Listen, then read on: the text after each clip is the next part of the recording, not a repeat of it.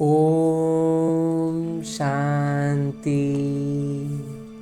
ओम शांति बाबा। आज दिन रविवार का है और रविवार के दिन मैं आत्मा बड़े फुर्सत से, बड़े इत्मीनान से अपने दिनचर्या में समय निर्धारित करके एक विशेष स्थान पर अपने हाथों में इस अव्यक्त मुरली को लेकर परम पिता परमात्मा के चैतन्य उपस्थिति में, उनके सानिध्य में इसका अध्ययन करने का प्रयास करता हूँ, जिसके लिए अपने मन बुद्धि से यानी अपने सूक्ष्म शरीर के साथ चलता हूँ मधुबन की धरा पर, और उसमें भी खास तौर पर उस डायमंड हॉल में जहाँ मेरे बाबा ने ये अव्यक्त मुरली चलाई थी। तो उस अलौकिक स्थान पर उपस्थित होकर परम पिता परमात्मा की दृष्टि पाने के बाद, अपने दिल की बातें बाबा को कहने के बाद, अब मेरे बाबा अपने दिल की बात इस अव्यक्त मुरली में समा करके, निहित करके मुझसे कहते हैं। नए वर्ष में सभी आत्माओं को संदेश देकर गोल्डन वर्ल्ड की गिफ्ट दो, स्वर्णिम दुनिया का तोहफा दो। सभी आत्माओं को संदेश देकर बाबा समान बनने के लिए देही अभिमानी यानी आत्म अभिमानी रहने का स्वभाव स्वाभाविक बनाओ। हाँ जी बाबा। आज माता पिता हर एक बच्चे को स्नेह और माता पिता के प्यार में लवलीन स्वरूप में देख रहे हैं।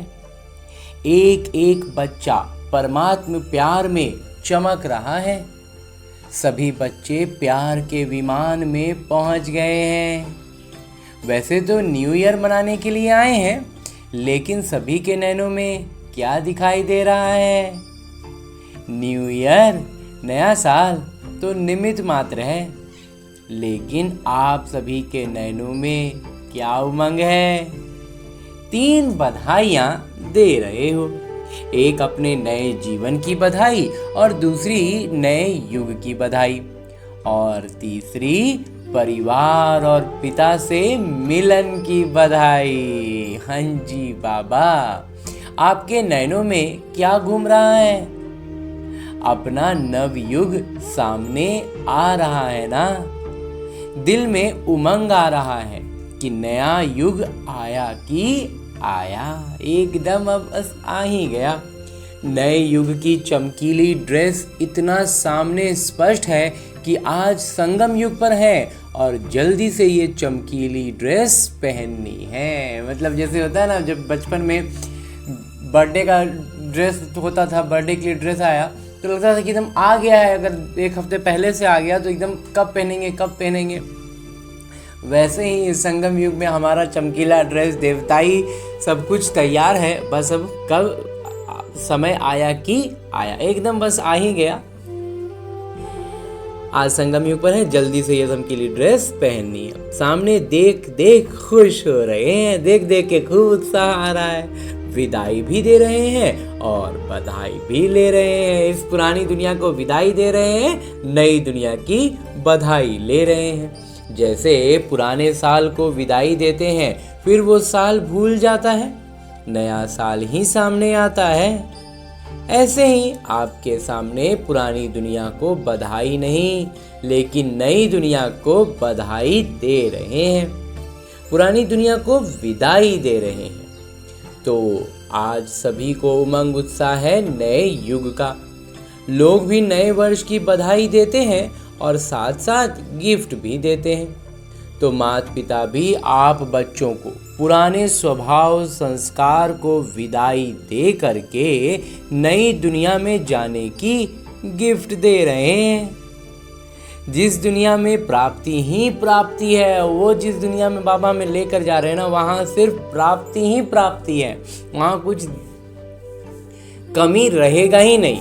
शॉर्ट में यही कहें तो अप्राप्त नहीं कोई वस्तु नई दुनिया में। अगर शॉर्ट में कहें अप्राप्त कोई वस्तु होगी ही नहीं उस नई दुनिया में। ऐसा स्वर्णिम दुनिया का तोहफा माता पिता ने आप हर एक बच्चे को सौगात दे दिया। हम हर एक बच्चे को बाबा ने, माता पिता ने ये सौगात, इस स्वर्णिम दुनिया की सौगात दे दी है ना।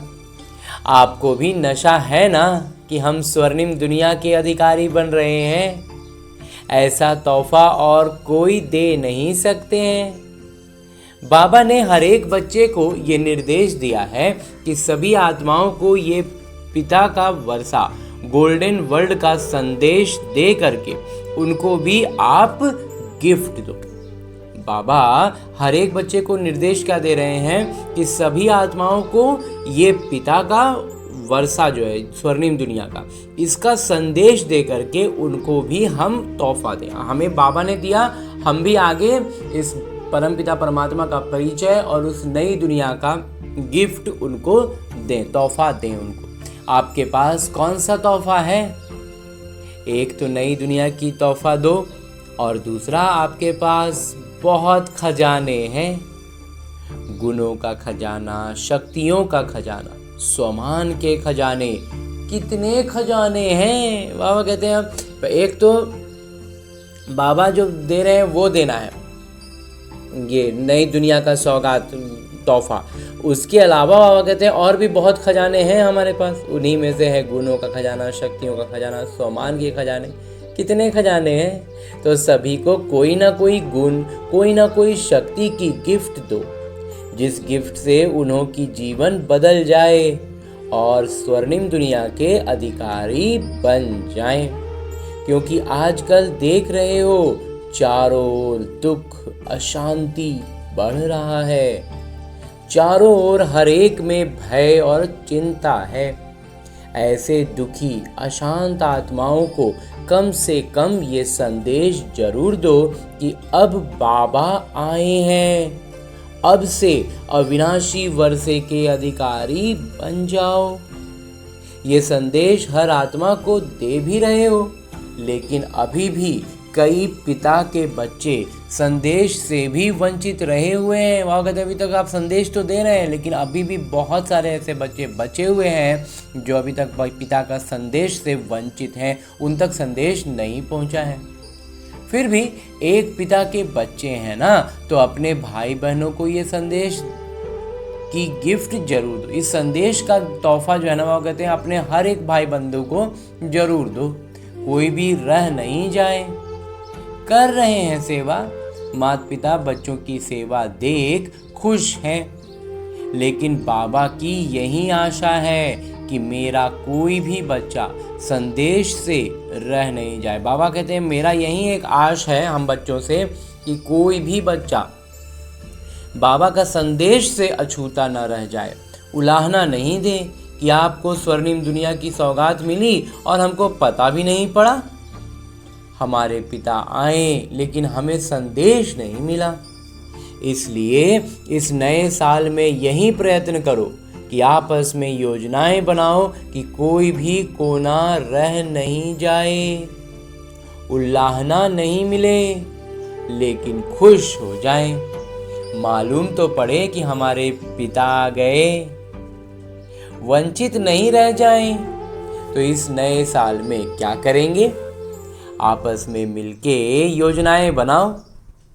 माता पिता को हर एक बच्चे के ऊपर रहम आता है, तो आपको भी भाई बहनों के ऊपर अभी विशेष रहम दिल, कल्याणकारी स्वरूप धारण कर सबको संदेश देना है।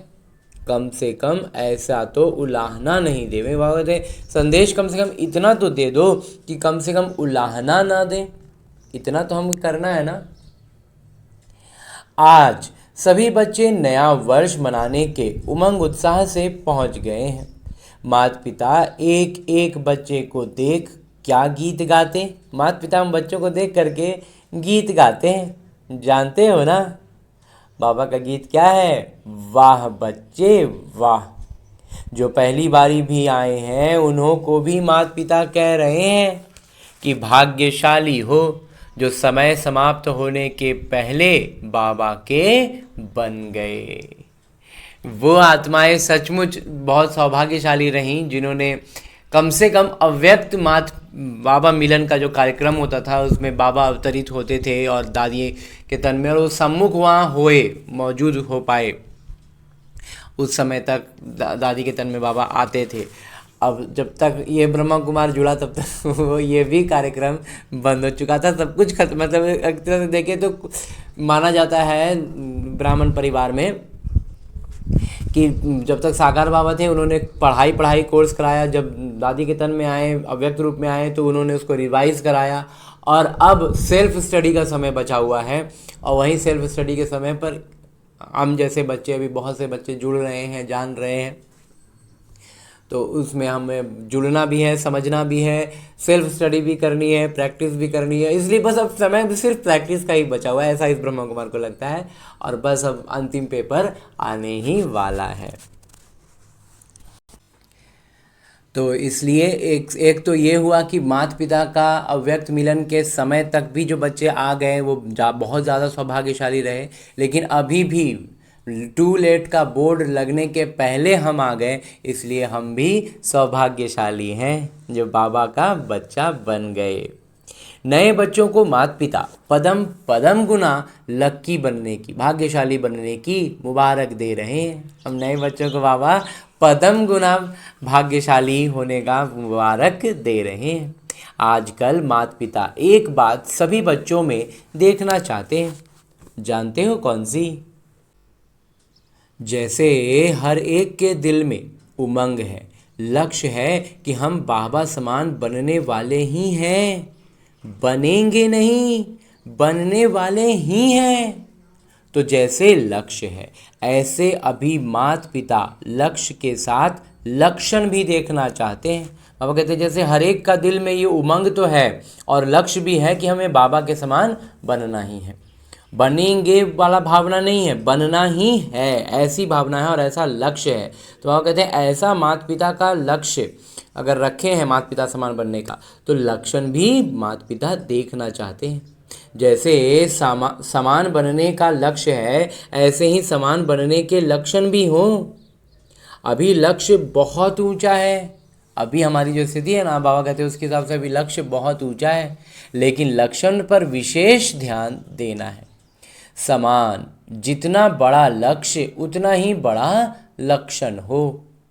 अभी कोई बच्चे लक्षण धारण करना चाहते हैं। बाबा कहते हैं अभी कोई बच्चे क्या है, उन बाबा समान बनने के जो लक्षण होने चाहिए उनको धारण करना चाहते हैं, लेकिन बीच बीच में फिर भी कह देते हैं चाहते बहुत हैं लेकिन। तो ये लेकिन निकल जाए। बाबा कहते हैं अब अभी तक जो ये लेकिन कह देते थे ना, बाबा कहते हैं अब ये लेकिन भी हटा दो। आपकी चलन और चेहरा दूर से ही जितना बड़ा लक्ष्य है इतना लक्षण चेहरे से दिखाई दे। बाबा कहते हैं जितना बड़ा लक्ष्य है ना वैसा ही लक्षण दिखाई देना चाहिए, झलकना चाहिए, चलन से दिखाई दे, चेहरा से दिखाई दे और चलन से दिखाई दे। जैसे आप पहले देह अभिमान में थे, लेकिन जब देह अभिमान में थे तो देह अभिमान की नेचर नेचुरल थी। बाबा कहते हैं जैसे पहले हम देह अभिमान में थे तो क्या था, देह अभिमान ही हमारा नेचर ही था ना, जो हमारा किरदार था उसी अनुसार हमारा नेचर भी था, वही एकदम फिक्स था। शरीर के भान में है और हमारा नेचर भी शरीर वाला ही है, किरदार वाला ही है। कभी पुरुषार्थ किया क्या कि देही अभिमानी बने, देह अभिमान आवे? नहीं, देही अभिमानी नहीं बने। कभी इस बात का थोड़ी सोचे कि हम किरदार में जो है वैसा ही मेरा नेचर हो। ये तो स्वाभाविक था ना, जो किरदार मिला था उसी किरदार के हिसाब से हमारा नेचर था और वहीं उसी को हम नेचुरल भी मान रहे थे और वही मेरा नेचर ही था, हर व्यक्ति का पहचान थी वो, हम ऐसा ही जानते थे। लेकिन बाबा कहते हैं कभी पुरुषार्थ किया कि क्या कि देह अभिमान आवे, शरीर का भान आए हमको, ऐसा तो थोड़ी सोचे ही नहीं। शरीर भान क्या होता है अलग से इसके बारे में कभी जाने ही नहीं थे ना। बाबा कहते हैं नेचर नेचुरल, देह अभिमान रहा। बाबा कहते हैं ये हमारा स्वभाव जो है एकदम स्वाभाविक था, शरीर के भान में, किरदार में खोए, माने किरदार के हिसाब से में डूबे रहना। आधा कल्प पुरुषार्थ नहीं किया, जो था उसी में लगे हुए थे। ऐसे ही अब भी देही अभिमानी बनने की नेचर नेचुरल है। बाबा कहते हैं अब हमें पुरुषार्थ क्या करना है कि हमें अब आत्माभिमानी बनने को, रहने को स्वभाव, आत्माभिमानी रहने का स्वभाव को स्वाभाविक बनाना है। देह भान का क्या था, बाबा कहते हैं देह भान को तो याद नहीं करना पड़ा, जैसा अवस्था रहा, जैसा हमारा किरदार रहा, उसी अनुसार हम उसको अपने आप को वहीं देखते रहे। अब बाबा का ज्ञान मिला है तो अब हमको जान गए कि जो शरीर का भान था ये, इसका कोई, उसमें अब हमें उलझना नहीं है। अब हमें आत्माभिमानी रहना, ये हमारा स्वभाव रहे और ये स्वाभाविक आए। बाबा कहते हैं कि आधा कल्प पुरुषार्थ नहीं किया है, तो ऐसे ही अब भी देही अभिमानी बनने की नेचर नेचुरल है। तो अब हमें आत्माभिमानी बनने का स्वभाव स्वाभाविक बनाना है। जब देह अभिमान का स्वभाव नहीं,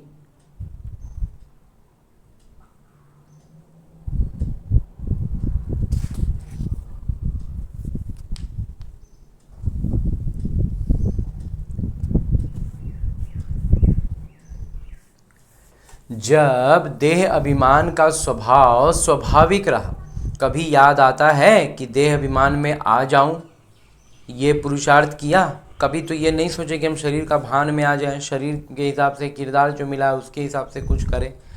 ये तो वो सब, उसको हम एकदम अभी भी बोलते हैं ना, हमारा तो नेचर है, हमारा स्वभाव में ही वो चीज़ है। हम तो वो चीज़ बाबा कहते हैं ये अब आत्म अभिमानी स्थिति के लिए हो जाए, क्योंकि जब देह भान में थे तो देह अभिमान का ही भान था, उसमें और तो कुछ था ही नहीं। अब जब आत्माभिमानी बन रहे हैं तो फिर देह भान में उलझना नहीं है ना। अभी भी देह अभिमान और देही अभिमान दो, अभी भी देह अभिमान और देही अभिमान यानी आत्माभिमानी और शरीर का भान, तो देही अभिमानी बनने में भी मेहनत क्यों। बाबा कहते हैं जब दो बात हमें मालूम चल गया तो उसमें से एक बात तो पहले ही स्पष्ट है कि जब शरीर के भान में थे तो शरीर के भान में थे, तो शरीर देह भान था। अब जब आत्माभिमानी बनना है तो बाबा कहते हैं तो ये भी फिर स्वाभाविक होना चाहिए ना, मैं आत्मा हूँ, ये चीज़ स्वभाव में एकदम स्वाभाविक तौर पर हमारा ये स्वभाव बने, इसमें फिर मेहनत क्यों। क्योंकि माता पिता के पास समाचार आते हैं कि कभी कभी देह अभिमान को मिटाने की मेहनत करनी पड़ती है। बाबा कहते हैं कभी कभी बाबा को चिट्ठी लिखते हैं बच्चे कि शरीर भान को मिटाने के लिए ना हमको बहुत मेहनत करना पड़ रहा है बाबा। तो जब देह अभिमान स्वाभाविक रहा तब तो उसको मिटाने में मेहनत लग रहा है, तो फिर देही अभिमान में मेहनत क्यों। बाबा कहते हैं तो फिर आत्माभिमानी बनने में मेहनत क्यों लग रहा है। जब देह का भान स्वाभाविक रूप से चल रहा है तो आत्माभिमानी स्थिति क्यों नहीं स्वाभाविक चल रहा है। तो माता पिता को बच्चों की मेहनत अच्छी नहीं लगती, तो ये जो हम मेहनत करते हैं ना, ये एक तरह से व्यर्थ का मेहनत कर रहे हैं। बाबा कहते हैं जो चीज़ नेचुरल है, स्वाभाविक तौर पर स्वभाव में होना चाहिए, उसके लिए अगर हमको मेहनत करना पड़ रहा है तो बाबा कहते हैं कि मेहनत, बाबा ये वाला मेहनत बाबा को अच्छा नहीं लगता। मेहनत मुक्त बन जाए और नेचुरल नेचर बच जाए। बाबा कहते हैं पूरा का पूरा निकल जाए मेहनत और स्वाभाविक तौर पर हमारा ये स्वभाव बन जाए, इसको कहा जाता है लक्ष्य और लक्षण समान। बाबा कहते हैं जब ये स्वभाव हमारा हो जाएगा ना तब हम कह सकते हैं कि हमारा लक्ष्य और लक्षण समान है। फिर आप देखो बाबा समान बनना बहुत सहज है और नेचुरल लगेगा।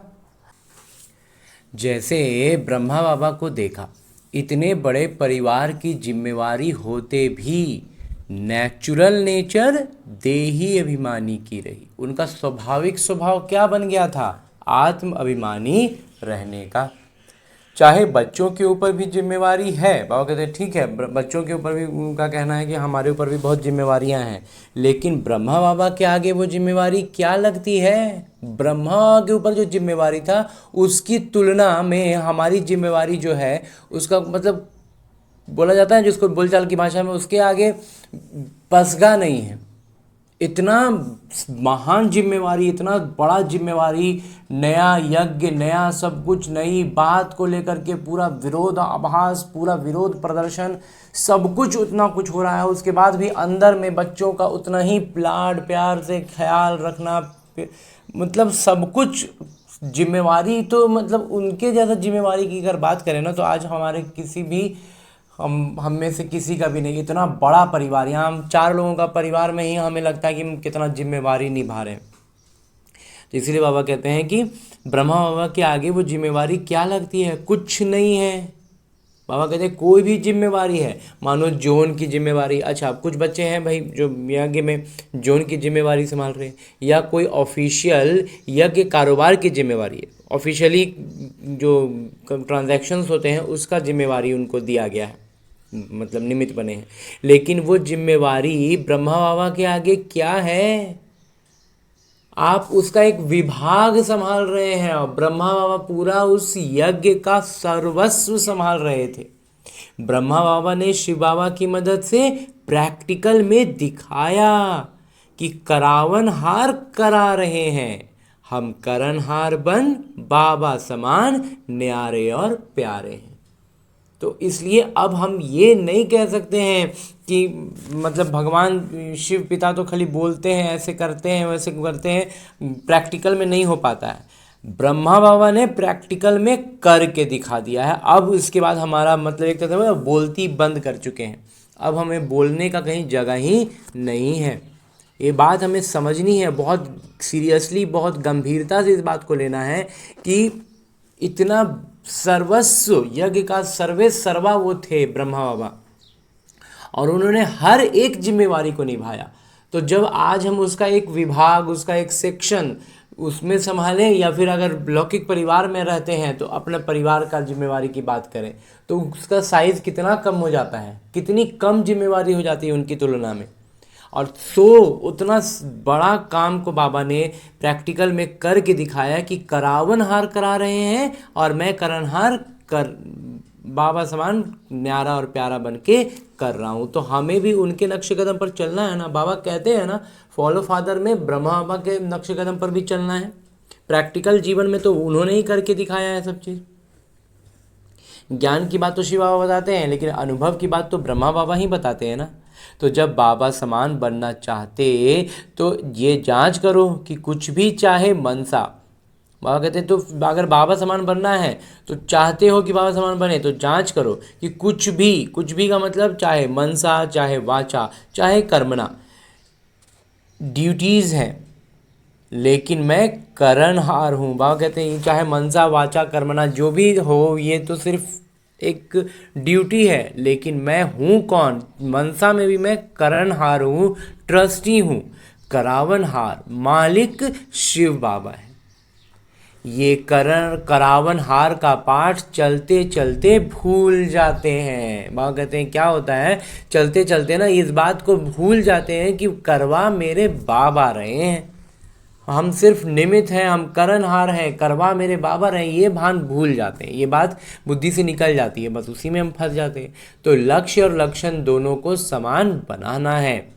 अब पुराने साल को विदाई देने के साथ इस लक्ष्य को लक्षण में लाना है। नया साल तो नई बातें, माँ कहते जब नया साल है तो बातें नहीं होनी चाहिए ना। क्या करूँ, माया आ जाती है, चाहते नहीं हैं लेकिन आ जाती है। ये शब्द व संकल्प पुराने वर्ष के साथ इसको भी विदाई दो। सिर्फ साल की विदाई नहीं देना, ये जो पुराना संस्कार है बाबा कहते हैं इसकी भी विदाई दो। माता पिता ने सुनाया था कि माया भी माता पिता के पास आती है और क्या कहती है। बाबा बोलते हैं कि माया आती है बाबा के पास और बाबा से कहती है, क्या कहती है? मैं तो समझती हूँ मेरे जाने का समय है, लेकिन कोई कोई बच्चा मेरे आह्वान करते हैं तो मैं क्या करूँ, मेरा आह्वान करते हैं तो मैं क्या करूं। माया बाबा को आगे क्या कह रही है कि बाबा हम समझते हैं कि मेरा जाने का समय है, अब हमको जाना है, लेकिन आप ही का बच्चा लोग हमको रहना कि पुकार लेता है, हमको पकड़ लेता है, तो हम क्या करें, हम कैसे जाएं? बच्चा ही लोग नहीं जाने दे रहा है। तो आज विदाई के साथ माया के भिन्न भिन्न रूप को भी विदाई देनी है। हिम्मत है? हिम्मत है? हाथ उठाओ। विदाई देने की हिम्मत है बाबा? पीछे वालों को हिम्मत है? जिसमें हिम्मत हो वो हाथ उठाओ। तो बाबा इस हिम्मत की बहुत पदम पदम गुना बधाई देते हैं। क्यों क्यों माता पिता इस पर इतना जोर दे रहे हैं? क्योंकि आप सभी देख रहे हो दुनिया की हालतें जोर से बिगड़ना शुरू हो रही हैं, और माता पिता का ये महावाक्य कुछ समय से चल रहा है कि अचानक होना है। बाबा कहते हैं कि हम भी कुछ समय से लगातार बोल रहे हैं कि अचानक होगा, अचानक होगा, और आप देख रहे हो लक्षण दिखने लग गया है, बिगड़ना, ज़्यादा बिगड़ना, दुनिया का ज़्यादा बिगड़ना शुरू हो गया है। और एक तरफ से बाबा कह रहे हैं कि अचानक होगा, तो तैयार पूरा रहना होगा ना। तो अचानक होना है, और अगर बहुत समय का अभ्यास नहीं होगा तो बताओ अचानक के समय अभ्यास की आवश्यकता है ना।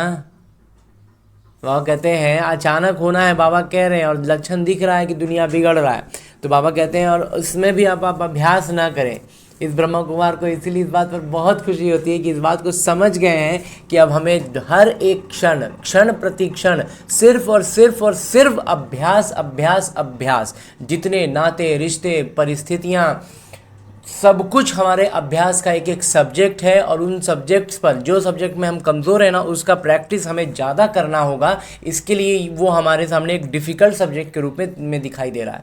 हमें उसके हिसाब से अपनी स्थिति में बस एक ही परिवर्तन करना है, यही सजगता रखनी है कि मैं बाबा समान वहीं शांत स्वरूप, प्रेम स्वरूप, आनंद स्वरूप, ज्ञान स्वरूप, शक्ति स्वरूप के अपने उस स्मृति को जागृत करना है, और शक्तियों में बाबा की शक्ति समा जाती है, और फिर हम उस पर जो प्रतिक्रिया करते हैं, प्रतिक्रिया देते हैं, जो हमारा रिएक्शन आता है ना हर एक छोटी बड़ी परिस्थिति पर, बहुत सी परिस्थितियों पर हमारा जो रिएक्शन है ना वो हमें पता भी नहीं चलता कि हम उस पर रिएक्ट कर रहे हैं।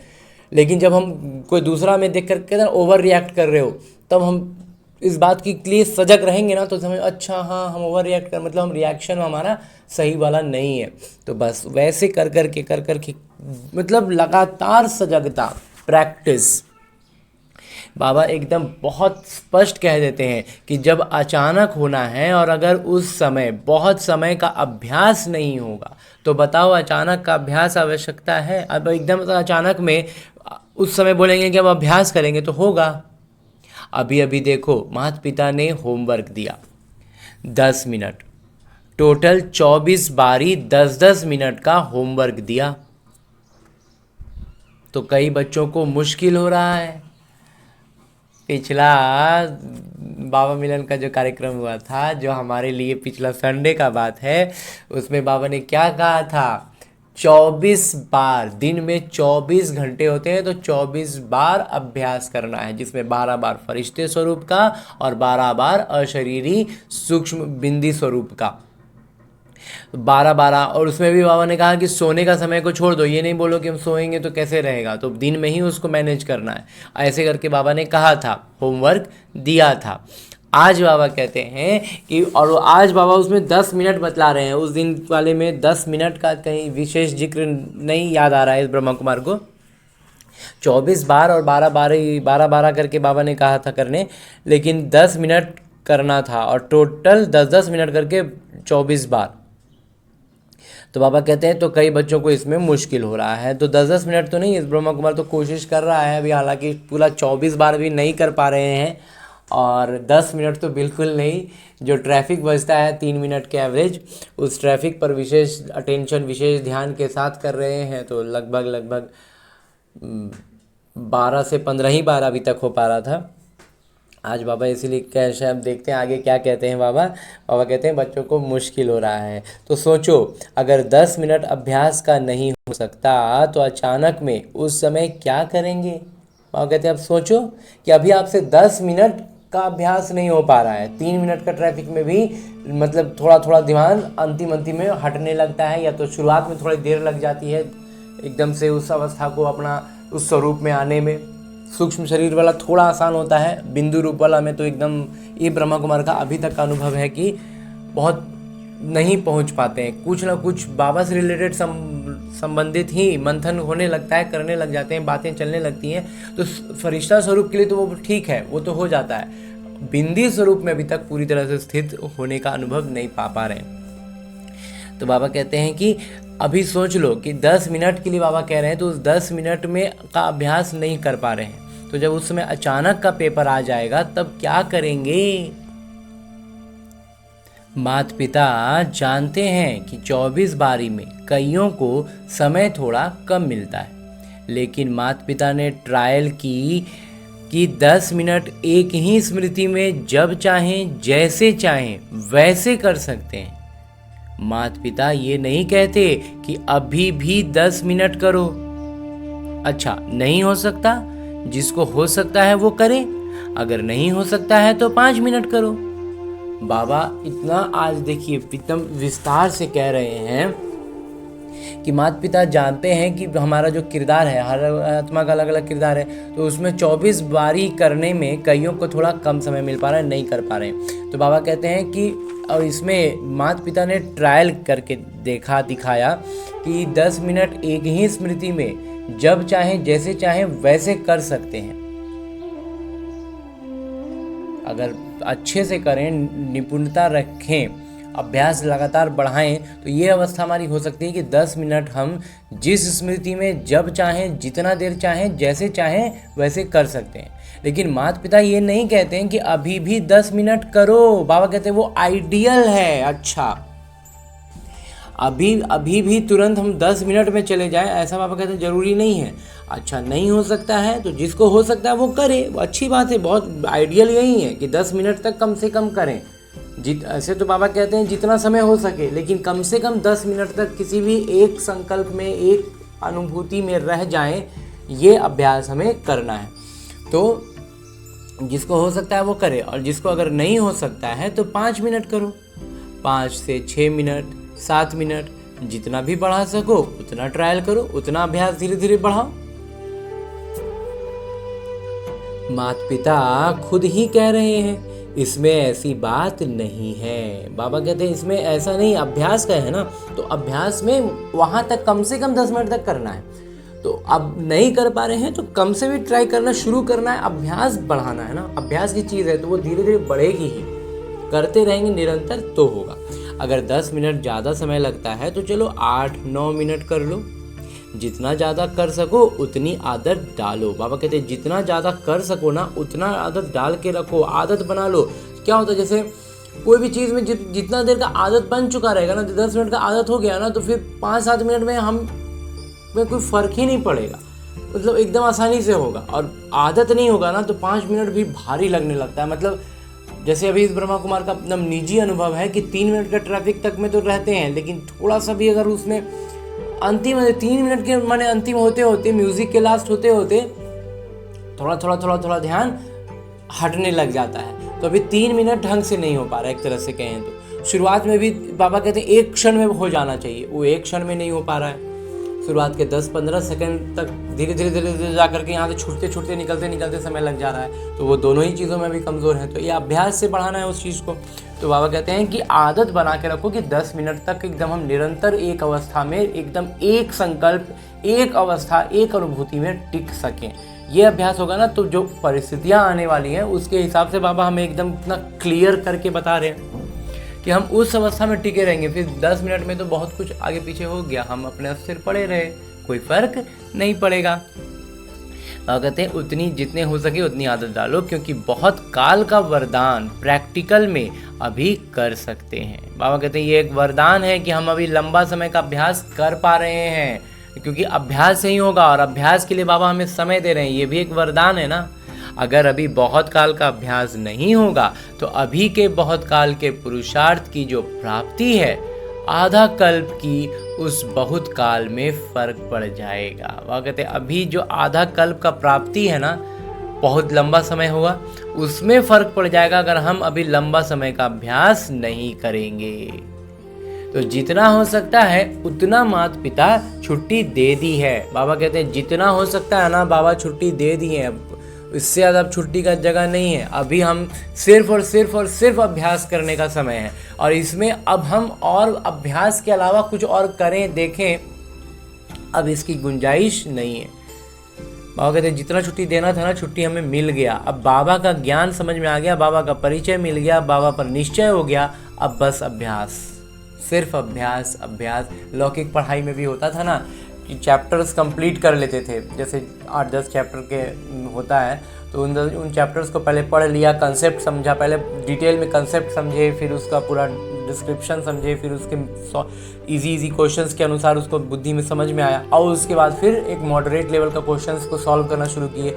और अब फिर उसके बाद सिर्फ एग्ज़ाम की प्रैक्टिस सेट्स ही बनाते रहते। बिल्कुल वही है अभी का ये जो समय है, ये बस प्रैक्टिस करने का ही समय है। बाबा कहते हैं, और ये प्रैक्टिस, अगर इस प्रैक्टिस में अभी हम कमी करेंगे ना, तो बाबा कहते हैं जो आधा कल्प का हमारा जो प्रारब्ध का समय है ना, उसमें कमी आ जाएगा, तो इसलिए उसको कम नहीं करना है ना। तो बाबा कहते हैं जितना हो सकता है उतना माता पिता ने छुट्टी दे दी है, 5 मिनट से ज़्यादा करो। 10 मिनट नहीं हो सकता है तो 7 करो, 8 मिनट करो, 5 मिनट की भी छुट्टी है। बाबा कहते हैं कम से कम 5 मिनट तो एकदम परफेक्ट होना ही चाहिए। 10 मिनट बाबा आइडियल बतला रहे हैं, लेकिन उसमें भी बाबा कहते हैं 5 मिनट का भी चलो छुट्टी है हो गया। लेकिन छुट्टी का मतलब ये नहीं, जो होता है ना, हिलते डुलते भी पकड़ते हैं, तो हिलते डुलते पकड़ते हैं और फिर पकड़ाने के बाद भी फिर छूट के हिल डुल जाते हैं, तो वो जो अवस्था है आगे पीछे का भी अगर जोड़ दें तो वो 10 मिनट का हो, और एकदम परफेक्ट वाला जिसको बोलते हैं वो 5 मिनट कम से कम हो। उस लिहाज से बाबा कह रहे हैं कि 5 मिनट की छुट्टी है। लेकिन कुल मिला के बाबा कहते हैं 5 मिनट तो मिनिमम एकदम परफेक्ट वाला होना चाहिए, बाकी 7 minute, 8 minute, 9 minute, 10 minute, ideal 10 minute आज बाबा टाइम दे रहे हैं। आज इतना डिटेल से टाइम पर बाबा कह रहे हैं, कभी अभी तक बाबा ने इस तरह से टाइमिंग को डिटेल नहीं कहा था। बाबा बस अशरीरी अवस्था का अभ्यास के लिए कहते थे, इस तरह से एकदम मिनट पर इतनी चर्चा आज बाबा ज़बरदस्त कर रहे हैं। लेकिन अगर बाबा कहते हैं कोई भी समय 10 मिनट हो तो अच्छा है। बाबा कहते हैं सबसे आइडियल होगा कि हम 10 मिनट का अभ्यास करें, क्योंकि अंतिम समय के हिसाब से बाबा हमें अभ्यास करवा रहे हैं। आज इतना खुल के समय का बतला रहे हैं कि 10 मिनट का अभ्यास जरूरी है। जैसे इस ब्रह्म कुमार को लगता है जैसे डाइविंग और स्विमिंग के लिए पानी में सांस रोक पाना, और मतलब बहुत कम समय के लिए सिर बाहर निकाला, सांस लिया और फिर सिर पानी के अंदर कर लिए, और उस तरह से डाइव टाइप का करते हुए उसका प्रैक्टिस करना हो, तो उसमें क्या है, ज़्यादा से ज़्यादा समय तक पानी के अंदर बिना सांस लिए हम रह सकें, उसका अभ्यास। तो वैसे में कोई परिस्थिति है जहाँ पर हमको मालूम है कि हमको 10 मिनट तक बाहर सिर निकालने का ऑप्शन नहीं होगा, हमको 10 मिनट तक पानी के अंदर रहते हुए इतनी दूरी तय करके, मतलब होता है ना जैसे कोई सुरंग वगैरह टाइप में चीज़ से पार निकलना है, तो उस तरह का है। तो इसलिए आज बाबा एकदम 10 मिनट पर बहुत ज़्यादा जोर दे रहे हैं कि 10 मिनट का वो समय जो होगा उसमें हमारा अभ्यास जब 10 मिनट का होगा तो हम उस 10 मिनट तक एकदम अपनी ही अवस्था में रहेंगे, एकदम अपने ज्योति बिंदु स्वरूप में, एकदम अशरीरी। तो फिर यहाँ पर क्या हो रहा है ना दुनिया में, हमें फ़र्क नहीं पड़ेगा। जब एक तरह से कहें तो 10 मिनट के लिए हम सो गए, एक उदाहरण के रूप में, और जब 10 मिनट में आँख खोले तो देखे कि बहुत कुछ हो गया है, बहुत परिवर्तन हो गया है, क्या हुआ नहीं हुआ वो सब कुछ बाबा बतला देंगे। लेकिन हमारा अभ्यास होगा तभी ये ऐसा हो पाएगा। बाबा कहते हैं ऐसा समय आएगा जो आप लोगों को खुद अपने लिए और विश्व के लिए भी किरणें देनी पड़ेंगी। इस ब्रह्मा कुमार ने कहा ना, यही कुछ आने वाली परिस्थिति के लिए ही तो बाबा इतना टाइम पर जोर दे करके करवा रहे हैं। इसलिए माता पिता छुट्टी देते हैं, जितना ज़्यादा समय कर सको उतना प्रैक्टिस करो, क्योंकि अभी का बहुत समय का भविष्य का आधार है। बाबा कहते हैं अभी जितना हो सके ना 10 मिनट तो मिनिमम आइडियल बाबा कह रहे हैं। अगर जैसे 100 मीटर की रेस का प्रैक्टिस करने वाला व्यक्ति ना 100 मीटर नहीं दौड़ता है, वो परफॉर्मेंस के समय 100 मीटर दौड़ता है, लेकिन उसका प्रैक्टिस के लिए वो किलोमीटर्स पर किलोमीटर्स दौड़ता है, कम से कम 5 किलोमीटर टाइप का डेली रनिंग करता है, तब वो 100 मीटर की रेस में एकदम अपना परफॉर्मेंस बेस्ट दे पाता है। तो मतलब 10 मिनट का परफेक्ट हमें चाहिए, तो हमें उससे कहीं ज़्यादा प्रैक्टिस करना होगा, 24 बारी प्रैक्टिस करना होगा। आज बाबा मतलब बैठ के योग वाला जो एक तरह से कहे ना, उस पर आज बाबा इतना विशेष तौर पर हमें कह रहे हैं कि एकदम पूरी तरह से ज्योति बिंदु स्वरूप में स्थित होना है, फरिश्ता स्वरूप में और बिंदी स्वरूप में, दोनों का अभ्यास ज़बरदस्त। किरणें देनी होंगी, देनी पड़ेंगी का मतलब फरिश्ता स्वरूप में, और खुद को जब हम एकदम से समेट लेना है, बाहर में कुछ भी होता रहे और हम एकदम अपने आप को समेट लें, उसके लिए बिंदु स्वरूप में स्थित रहने का अभ्यास रखना होगा। इसलिए बाबा कहते हैं कि अभी हम छुट्टी दे रहे हैं कि अपने से करो, अभ्यास करो, और इसी पर हमारे भविष्य का आधार, इसी अभ्यास पर, बहुत समय का अभ्यास पर भविष्य का आधार है। ठीक है, मुश्किल लगता है, कोई बात नहीं है, अभी तो कोई हर्जा नहीं है। और बाबा को सुनाया, ये बहुत अच्छा किया, क्योंकि मानो 10 मिनट बैठ नहीं सको। बाबा कहते हैं मुश्किल लग रहा है, कोई बात नहीं, बहुत अपना भारी मत कर लो सर को कि अरे बाप रे हमको 10 मिनट करना है, अभ्यास करना है। जैसे ब्रह्मा कुमार को थोड़ा लगने लग गया कि बाबा इस बात को बहुत सीरियसली कह रहे हैं, गंभीरता से कह रहे हैं, तो ये तो अब करना ही है, अभी तक हो नहीं पा रहा है। कम से कम फरिश्ता स्वरूप में तो अब आ जाते हैं, बहुत अच्छे से आते हैं, बहुत मतलब भान में रहते हैं फरिश्ता का। जब कम से कम जब योग अवस्था में एकदम अपने आप को मानते हैं, रखते हैं, तो उस समय तो कर पाते हैं। बाकी तो स्वाभाविक सरल स्वभाव के साथ जीवन में प्रैक्टिस करते रहते हैं। लेकिन ये बिंदी स्वरूप वाला अभ्यास ना अभी तक परफेक्ट जिसको हम बोलना चाहिए वो शायद नहीं हो पाता है। तो बाबा कह रहे हैं कि कोई बात नहीं, अभी मुश्किल लग रहा है, लेकिन अभी अभ्यास करने का समय है, इसलिए हर्जा नहीं है, करो। और बाबा को सुनाया, ये बहुत अच्छा किया, क्योंकि मानो 10 मिनट बैठ नहीं सको, सोच में ही चले जाएं। ये होता है, कोई ना कोई संकल्प आ जाता है। भले ही बाबा ने जब से कह दिया ना कि बाबा से जुड़े संकल्प करो, तो वो निर्संकल्प की श्रेणी में आएगा, तो ये इस ब्रह्मा कुमार के लिए बहुत अच्छा हो गया। तो बाबा से जुड़े बहुत सारे संकल्प होते हैं, बहुत सारे मंथन होते हैं, वो करने लग जाते हैं। बाबा कहते हैं तो 5 मिनट भी गए। इसलिए माता पिता कहते हैं कम से कम 5 मिनट से कम नहीं करना। बाबा कहते हैं इसलिए ठीक है, थोड़ा बहुत संकल्प श्रेष्ठ संकल्प ही हैं, बाबा से जुड़े संकल्प ही हैं, मंथन के ही संकल्प हैं, लेकिन वो भी 5 मिनट। मतलब कहने का मतलब है कि टोटल 10 मिनट में 1-2 मिनट शुरुआत में अगर पहले फरिश्ता स्वरूप में आएंगे और फरिश्ता स्वरूप में संकल्प करते करते हमें अशरीरी अवस्था में आ जाना है, और फिर लास्ट में होते होते अगर हिले डुले तो फिर फरिश्ता स्वरूप तक ही आए, देह भार में नहीं आना है, फरिश्ता स्वरूप में आकर के फिर संभालना है। तो 5 मिनट तो एकदम बीच का परफेक्ट होना ही चाहिए। बाबा कहते हैं जितना बढ़ा सको उतना बढ़ाओ। ठीक है, स्पष्ट हुआ एकदम? बाबा एकदम अच्छे से स्पष्ट हो गया बाबा। अब बाकी है कि करना है, तब देखते हैं कितना हम करते हैं। कोशिश तो ज़बरदस्त रहेगा बाबा कि एकदम अच्छे से करें, क्योंकि माता पिता हर एक को बहुत श्रेष्ठ स्वरूप में देखते हैं। माता पिता हम हर एक बच्चे को बहुत श्रेष्ठ स्वरूप में देखते हैं, तो इस बात का हमें मान रखना है ना। माता पिता ने इसकी निशानी हर एक बच्चे को कितने सम्मान दिए हैं, सम्मान की लिस्ट अगर निकालो तो कितनी बड़ी है। बाबा कहते हैं अगर सम्मान की लिस्ट निकालो तो देखो कितना लंबा लिस्ट दिए हैं बाबा, कितना सम्मान दिए हैं। ये निशानी है ना कि बाबा हमें कितना ऊंचा देखते हैं। हाँ जी बाबा। आज माता पिता अमृत वेले चक्कर लगाने गए। क्या देखने गए? माता पिता ने सम्मानों की बहुत बड़ी माला दी है। अगर एक एक सम्मान में स्थित होके उस स्थिति में बैठो, चलो तो सम्मान कहते जाओ और माला घुमाते जाओ तो बहुत मज़ा आएगा। बाबा अब इसका तरीका बता रहे हैं, बोल रहे हैं कि अमृत वेला बाबा चक्कर लगाने गए तो क्या देखने के लिए गए।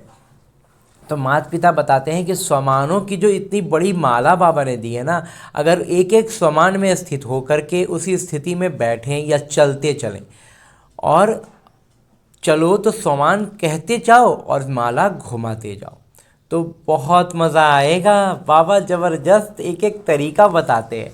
सम्मान की लिस्ट रखी है, लेकिन एक एक सम्मान कितना बड़ा है और किसने दिया है।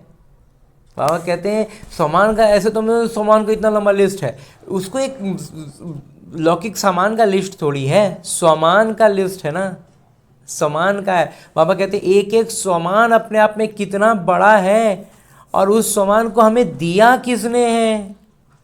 वर्ल्ड अलमाइटी अथॉरिटी ने एक एक बच्चे को अनेक स्वमानों की लिस्ट दी है। माता पिता विश्व के सर्वोच्च सत्ताधारी जो हैं उन्होंने हर एक बच्चे को इतना सारा सम्मान से भरपूर कर दिया है।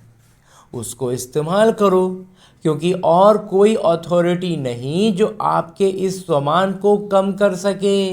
बाबा कहते हैं ये जो सम्मान बाबा ने हमें दिया है ना, इसको और किसी की बिसात नहीं है जो हमारे इस सम्मान को कम कर सके। जैसे होता है ना, लौकिक धन कोई अगर हमें लौकिक पिता से मिलता है तो उसको कोई लूट सकता है, कोई छीन सकता है, कोई हड़प सकता है, लेकिन परम पिता परमात्मा ने जो हमें ये सम्मान दिया है ना, इसको कोई कम नहीं कर सकता।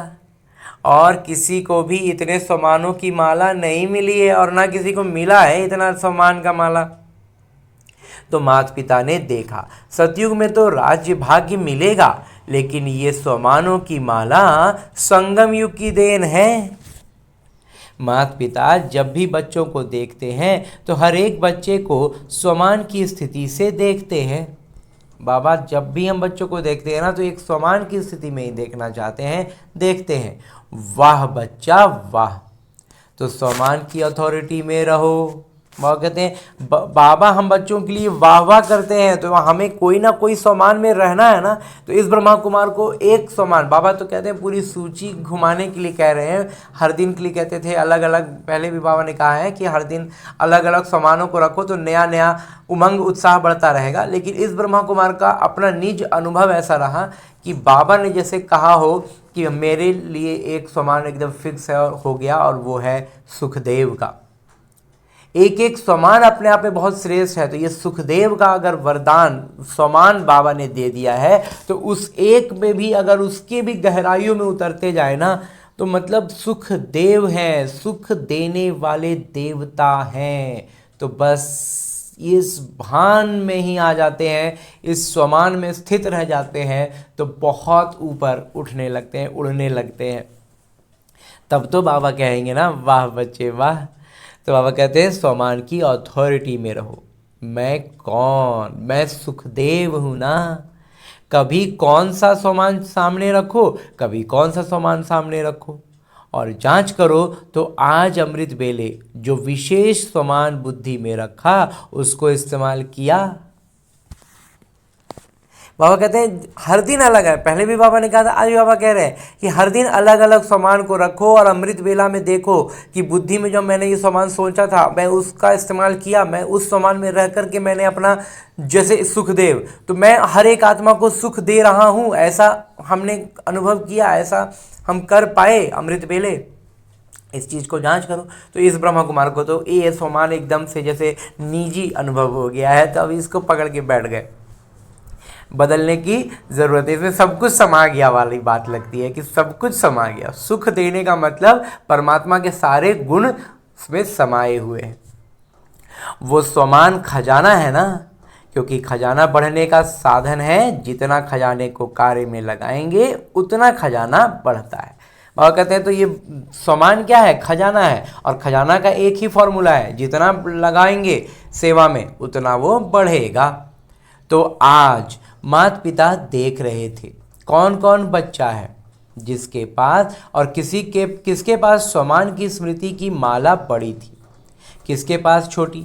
बाबा आज वो भी देख रहे थे कि कौन कौन बच्चा है और किसके पास सम्मान की सूची, स्मृति में, कागज में नहीं, स्मृति में माला बड़ी थी और किसके पास माला छोटी थी। जहाँ सम्मान होगा वहाँ देहभान खत्म होता है। बाबा कहते हैं अगर सम्मान रहेगा ना तो फिर देहभान खत्म हो जाएगा। तो इसलिए तो आज माता पिता ने चक्कर लगाया और देखा, जैसे सम्मान का खजाना है ऐसे एक एक शक्ति, एक एक गुण, उसको इस्तेमाल करो, कार्य में लगाओ। हाँ जी बाबा कहते हैं कि जब बाबा चक्कर लगा रहे हैं, सम्मान का खजाना है, तो सम्मान के खजाने का मतलब बैकग्राउंड क्या है, एक एक शक्ति, एक एक गुण। बाबा कहते हैं इसका भी इस्तेमाल करो ना, इसको भी कार्य में लगाओ। तो जैसे सुखदेव है तो सुखदेव का सम्मान है, तो इसके लिए जो गुणवत्ताएं हैं, सुख देने के लिए क्या है, शांति में रहते हुए, प्रेम बांटते हुए, पवित्रता का वाइब्रेशन फैलाते हुए ही ना सुखदेव का हम वो कर पाएंगे। तो बिल्कुल वैसे ही है, हर एक सामान के साथ यही चीज़ें हैं। तो इसलिए बाबा कहते हैं उसको इस्तेमाल करो, कार्य में लगाओ। तो ये जो प्रॉब्लम होती है कि माया आ गई, माया आ नहीं जाती, लेकिन माया के लिए तो बाबा ने सुना दिया है कि माया कहती है मेरे को आवाहन करते हैं तब जाती हूँ, ऐसे नहीं जाती हूँ। माया का भी अपना ईगो है, जब तक कोई बुलाता नहीं है ना, नहीं जाती है।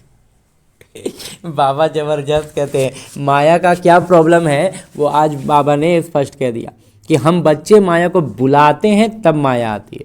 ठीक है, यहाँ उपस्थित है वो, लेकिन हमारे बिना बुलाए वो आएगी नहीं।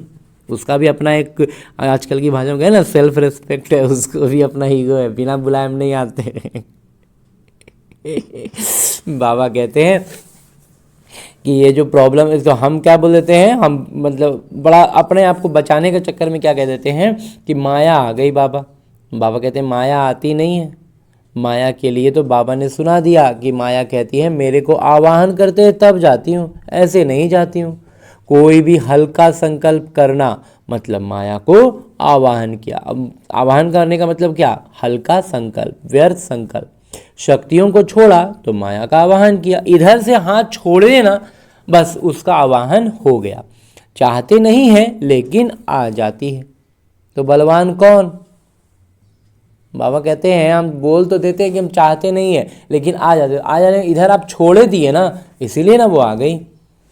चाहते नहीं है लेकिन आ जाती है। तो माया बलवान हुई या आप? तो आज पुराना वर्ष समाप्त हो रहा है। नए वर्ष में नया उमंग, नया उत्साह, क्योंकि संगम युग का गायन है। एक एक दिन उत्साह भरा हुआ है, अर्थात उत्सव है। नया युग का हर एक दिन क्या बाबा कहते हैं, उत्सव है, उत्साह से भरा हुआ उत्सव। तो उमंग उत्साह है तो हर दिन उत्सव है, इसलिए पक्का रखना। रोज अपना चलते फिरते भी चार्ट देखना, जांच करना। जांच करेंगे तो चेंज करेंगे ना। बाबा कहते हैं जांच करेंगे तो तुम ना चेंज करेंगे, जांच ही नहीं करेंगे तो कैसे बदली करेंगे, जांच ही नहीं करेंगे तो चेंज कैसे करेंगे। हाँ जी बाबा, समझ गए बाबा। आज नए साल के लिए माता पिता का विशेष यही संकल्प है कि हर बच्चा जैसे पुराने वर्ष को विदाई देते हो वैसे माया को विदाई दो। अब बाबा कहते हैं अब माता पिता हमसे अब यही आस रखते हैं, विशेष यही संकल्प है माता पिता का कि हर एक बच्चा जैसे पुराने वर्ष को विदाई देता है ऐसे माया को भी अब विदाई देते। अब आवाहन नहीं करे, व्यर्थ संकल्प को विदाई दो, क्योंकि मेजॉरिटी यही देखा गया है कि व्यर्थ संकल्प ज़्यादा आते हैं, विकारी संकल्प कम है, लेकिन व्यर्थ जो है उसका नाम निशान समाप्त हो जाए। हर संकल्प समर्थ हो, व्यर्थ नहीं हो, क्योंकि व्यर्थ संकल्प में सिर्फ संकल्प नहीं चलता लेकिन व्यर्थ समय भी जाता और बाबा समान बनने में दूरी हो जाती है। और कहते व्यर्थ में खाली व्यर्थ संकल्प नहीं चला, समय भी गया और बाबा से दूरी आ गई। आपकी चाहत तो है समान बने, तो हाथ तो उठाया है। बाबा कहते हैं समान बनने के लिए हाथ हमने उठाया ना, लेकिन माता पिता सदा कहते हैं कि मन का हाथ उठाना, ये हाथ उठाना तो आसान है, तो विदाई देने की हिम्मत है हिम्मत है बाबा, हाथ उठाओ। अच्छा, हिम्मत वाले हैं, बस हिम्मत को कायम रखना। अगर हिम्मत होगी तो लक्ष्य रखा है वो हो ही जाएगा। वो कहते हैं अगर हिम्मत होगा ना तो जो लक्ष्य रखे हैं वो हो ही जाएगा, क्योंकि माता पिता भी साथ हैं। तो जीत तो हुई, विजयी तो हमारी हुई पड़ी है। हमने लक्ष्य रखा है, लक्षण बना रहे हैं और माता पिता साथ हैं, तो विजयी तो होना ही है।